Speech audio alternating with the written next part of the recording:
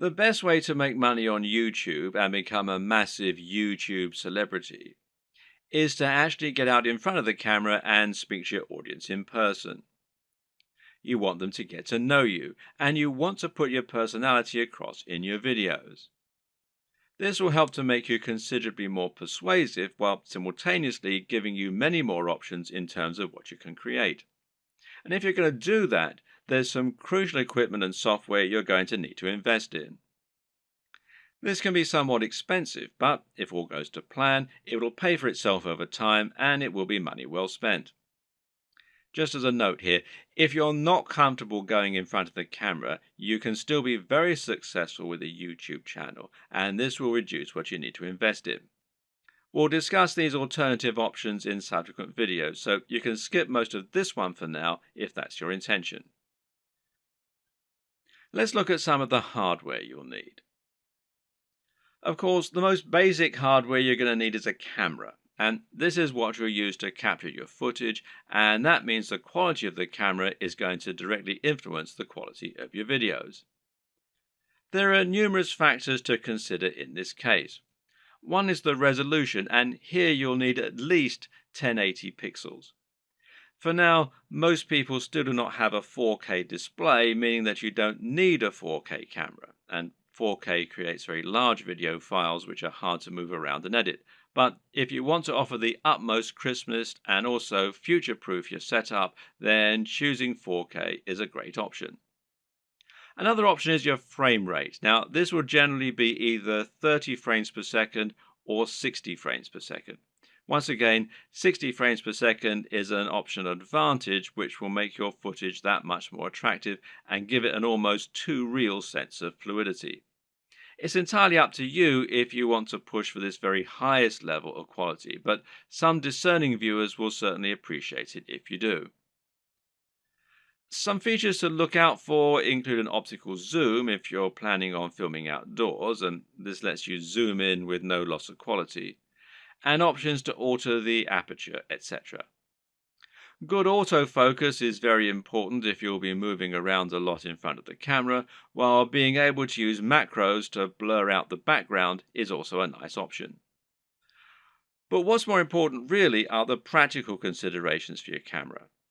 Having a mic jack, for example, is a very good idea because it will give you the ability to improve your sound quality. Likewise, a wide-angle lens is a very good idea if you're going to be moving around a lot and capturing dynamic footage. Something that you should also absolutely consider a requirement is a screen that can be rotated to face forward. This will allow you to make sure that you're in the shot before you start vlogging. And of course, there's no reason you can't do all this using multiple cameras. Many people will use both a GoPro for capturing more action-packed dynamic footage and then a regular camera for their vlogging. If you want to go budget, then you can get by using an iPhone camera or a Samsung camera on your phone, as long as it's a newer model. But if you're serious, then you should at least invest in a basic camera along the lines of, say, a Canon G7. Also important is to get a tripod. Is it possible to film without one? Well, sure, you can always balance your camera on a pile of books on top of an ironing board.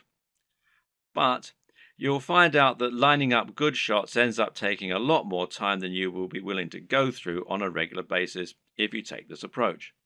A tripod will thus save you a huge amount of time while also getting better angles, thereby giving your channel a higher quantity and quality of videos, which is obviously going to be a very good thing in terms of getting lots of views. Another thing to look for potentially here is a tracking head from the likes of Manfrotto, who also make tripods. This will allow you to attach your camera on top of your tripod and then let you perform panning shots and slow zooms. This is what will give your footage a much higher level of professionalism, and it's very important if you're planning on doing product reviews and want to feature slow pans of the items you're reviewing. These work by providing friction on a rotating pivot and a handle. You then gently push on the handle with just a finger or a palm, and the resistance will keep the motion slow and smooth as it gradually moves around the object in focus. It's important to use a manual focus during these shots rather than an automatic one. It's often said that the best lighting is natural lighting. To get a great shot, try to line yourself up so that you have a large window letting in natural light from the side. This will give you what's known as Rembrandt lighting, which is a professional and very flattering looking type of lighting. But while this type of lighting is highly desirable, it's not terribly reliable. You can't trust in natural light to always be available when you need it, and you can't limit yourself to only filming at certain times of the day.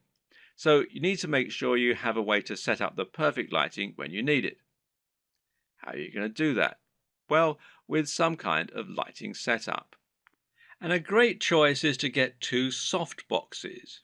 Now, these take up a fair bit of space, but it's worth it as it will allow you to design your lighting however you wish and make sure that your subject matter is well lit and that your footage is clear and bright. Now, don't underestimate this. In fact, in many cases, it can be more important to ensure your footage is very light and very bright than it is to use a camera with a high definition. This will make your footage look more professional and more appealing to watch. Want to go one step further? Well, depending on the nature of your videos, you can get creative here if you want. Jonathan Morrison has a YouTube channel that's all about showcasing technology products in the very best possible way and making them highly desirable. This gets him a lot of views and helps him to sell a lot of affiliate products, which of course means that manufacturers are happy to work with him and to supply free products for review. One trick he uses to accomplish this is to use colored lighting. He'll often light phones and other gadgets in a bright pink, green or purple hue on a white background, which makes them look more modern and more crisp, especially with his high quality video equipment. The great thing is that colored bulbs are actually very affordable, so this is something you can mimic fairly easily yourself should you want to. Just like it's important not to underestimate the importance of your lighting, you also need to ensure that you never underestimate the importance of your sound quality. If you want to make your video look and sound professional, then it's absolutely crucial that you have good quality sound and don't just get a muffled sound into a regular camera microphone from a distance. Things like acoustics matter, and even if your viewers don't notice the difference, they'll be able to feel the difference. Things like this make a massive psychological impact and can be the difference between a channel that has high production values and that people love to watch, and one that looks unprofessional and that nobody takes seriously.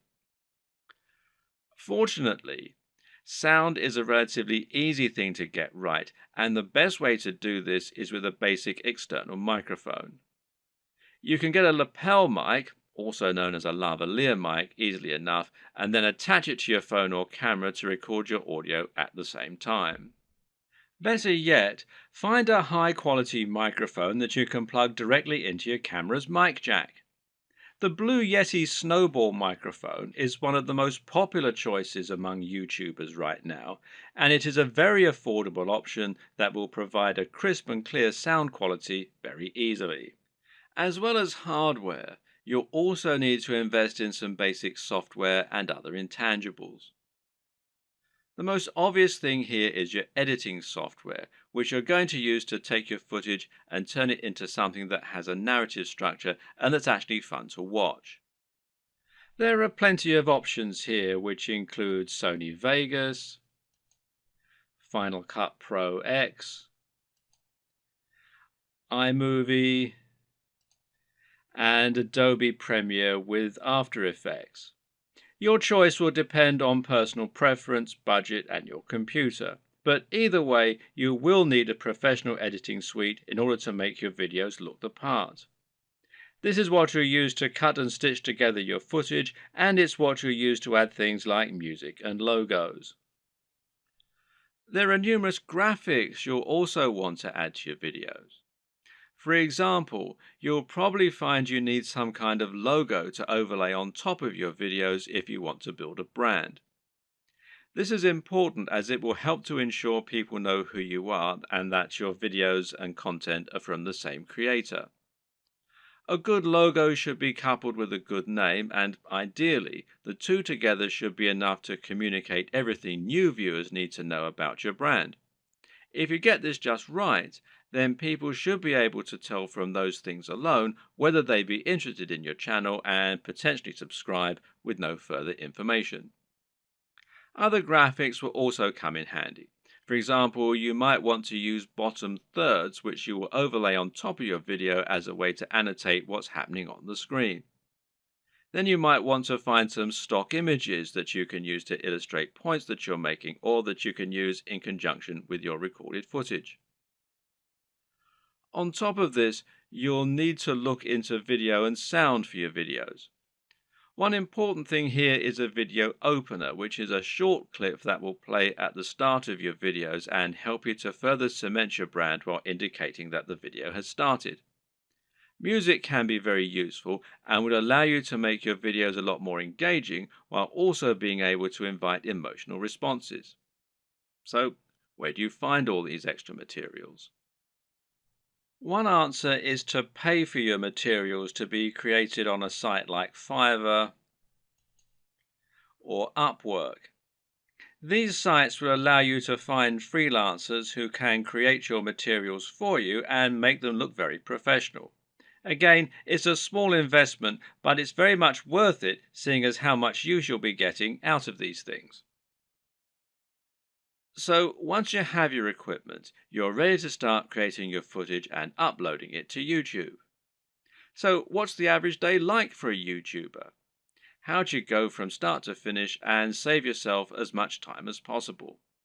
Well, everyone works differently, but it's certainly worth coming up with a workflow to minimize the amount of time and effort that will go into making videos. It's very important that your content be uploaded regularly in order to avoid losing your subscribers. And with that in mind, you need to be able to rely on a simple process to keep making more videos. To start with, you should try to keep an area in your home or studio ready for filming at all times. Designate a corner of an office or somewhere else to record your footage. That way, you won't have to get everything out and set everything up each time you want to film. It'll be there ready for you to go right away.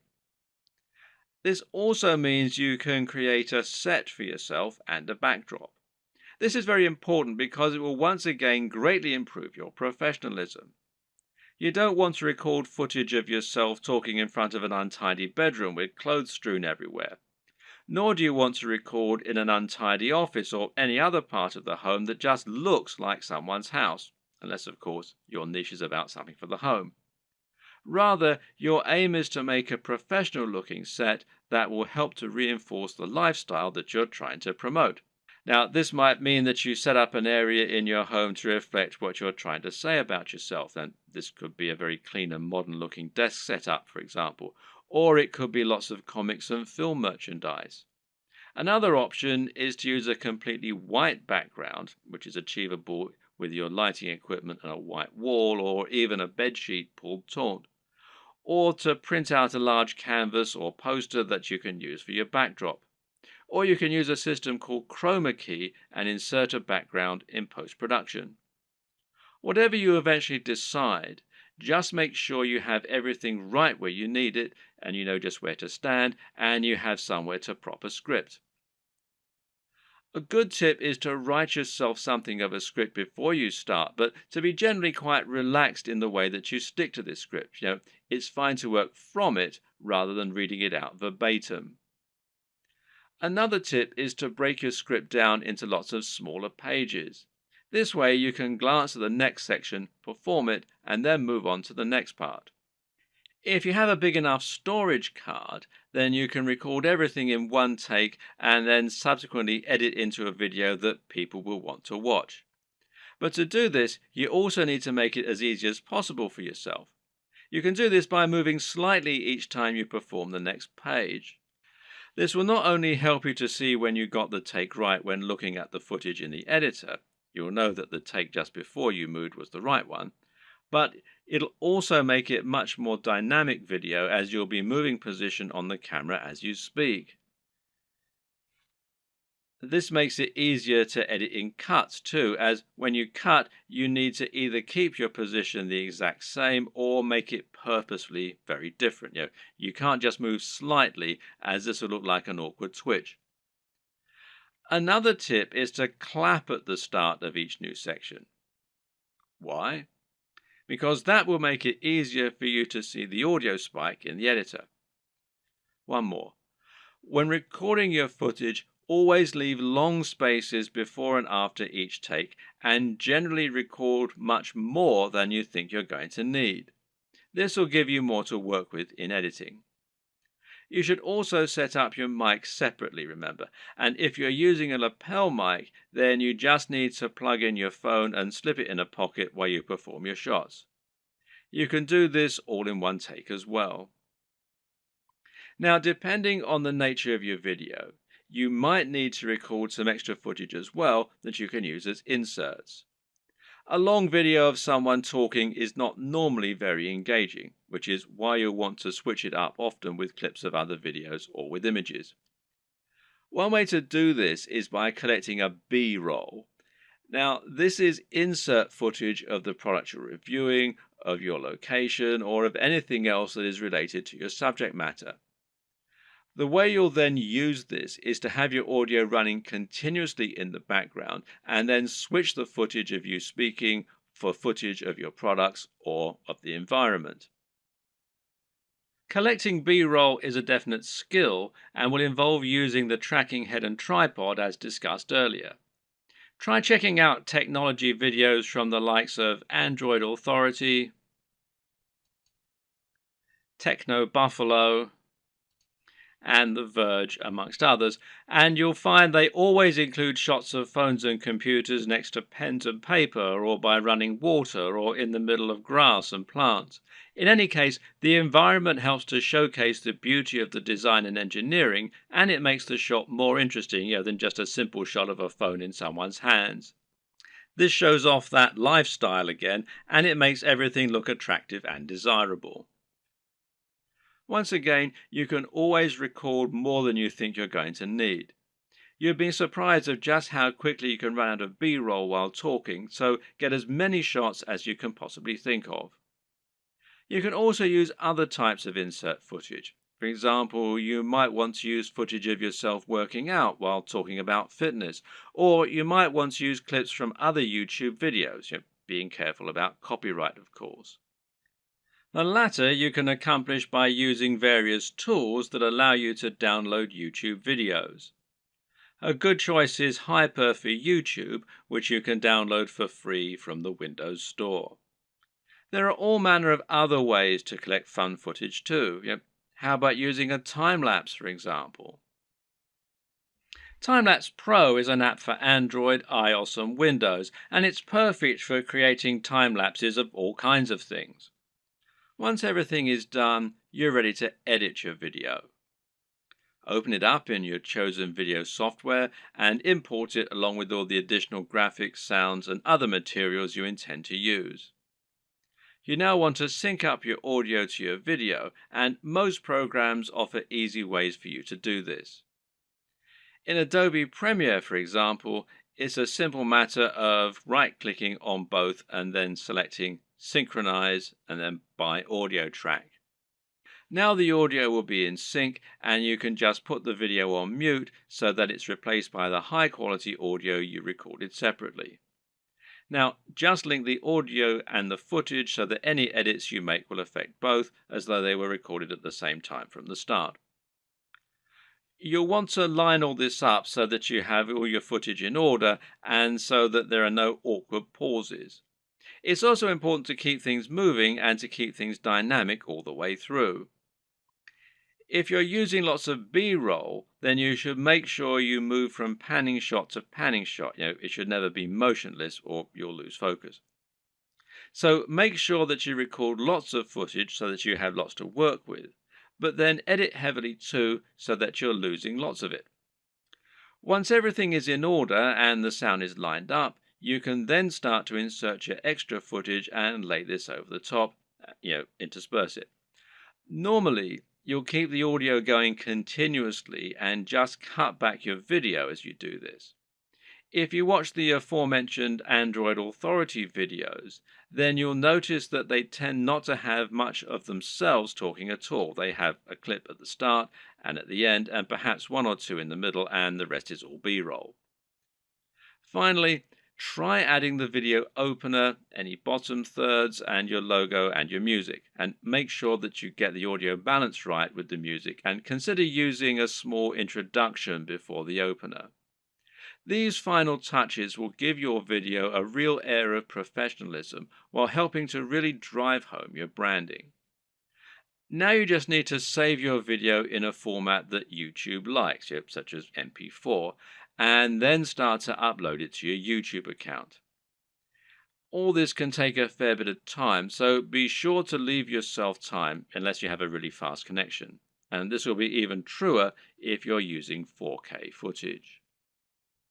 A tip is to use Chrome to upload. Google made Chrome and they own YouTube, so the two play nicely together. If your upload is interrupted and you're using Chrome, then you'll be able to resume it from where you left off later on, even if the computer's been turned off. While your video uploads, you can use the time to fill out a few of the extra details that YouTube requires from you. YouTube will ask if you want to monetize your video with ads, for example. And of course, the answer is yes, as long as you aren't overtly selling anything in it. Likewise, you'll be able to write your title, your description, and your keywords. Make sure that your title is descriptive of your video, while also being something that people will want to search for and something that people will be tempted to click on when they see it. We'll go into this in more detail in a subsequent video. Finally, make yourself a thumbnail to act as the image that people are going to see before they click on your video. If you don't do this, then YouTube will select a still from the video itself, and while this can work, it might not give potential viewers the right impression of what your video is all about. The right thumbnail image can make a huge difference by making your video much more appealing and impressive looking when it appears in the feed. Want to be a big sensation or just make money on the platform but don't like the sound of getting in front of the camera? Now, that might seem like something of an insurmountable problem, but the good news is that there are plenty of ways you can get around this problem and create footage for YouTube without needing to film yourself. Here are just a selection of different options for you that work very well. And one easy option is to record footage of gameplay on your favorite games. This is something that is very popular on YouTube, and of course you don't need to go in front of the camera at all for it. You can choose to include commentaries or even upload videos with no commentary. Both are popular and both are very easy to create. The best part is that there are so many popular games out there, many of which don't get much content made for them. Choose the right game and you can find its fan base, quickly exposing your channel to a huge audience. Check out ASAP Science if you want an example of a great channel that doesn't include any footage of the creators. This channel uses an animation drawn on a whiteboard with a voiceover in order to explain a number of interesting scientific concepts. It's a great channel that has a lot of subscribers, and it's something you can do yourself quite easily with the right software. Software like VideoScribe, which you can find here at videoscribe.co, will enable you to do this quite easily, and as you can see, there's a free trial at the time that I'm making this video. Another great option is to make your videos using still images and slideshows.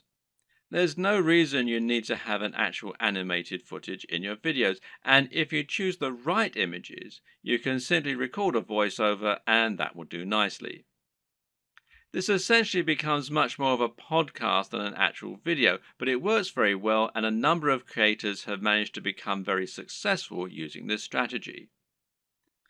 One of the very best examples out there is the amazing Mr. Sunday Movies. This creator makes funny videos about pop culture films. While he never goes in front of the camera, he is very well known thanks to his hilarious comments and regular uploads. Interviews also work very well in this format. A top 10 apps video, a top 10 fight scenes video, or any other top 10 can be made by stringing together footage that you have acquired without there even necessarily being any reason for you to narrate. You can use captions, title cards, or just leave the videos themselves to do the talking. This brings us to the option of creating supercuts, edits, and mashups. Just take a look at the popularity of Cassette Boy, who makes videos that string together footage of famous people making them say funny things. Then there's the incredibly popular Cinema Sins that cuts together mistakes in blockbuster films and then points out the mistakes they made in editing, etc. Another great example is People Are Awesome. These are simply montages of people doing incredible stunts. As long as you make sure you're okay to use the footage you choose, there's no reason that you can't make similar montages yourself. Tech tutorials in particular are very easy to make with no need to go on camera. This is because you can make them by simply using screen capture software on your computer. There are plenty of great tech tutorials that work like this, including tutorials for programming, for using certain software, or for solving computer problems. Cat videos are huge, and if you have a willing cat, then there's no reason you can't set up some funny videos yourself. Likewise, there's nothing to stop you making funny videos of dogs or other animals, creating elaborate structures and knocking them down, or otherwise using objects if animals and the environment are to be the subject of your videos. One very popular YouTube channel is the Slow-Mo Guys. These guys bought a super high-speed camera long before they were commonplace and used them to film all sorts of things in slow motion. For example, they might film a bullet going through a watermelon, a water balloon, a firework, or someone getting punched. All these things they did with themselves being on camera, but there's no reason you couldn't do something very similar with no need to go on film yourself. Even a product review can be conducted entirely without you making an appearance on screen using only B-roll.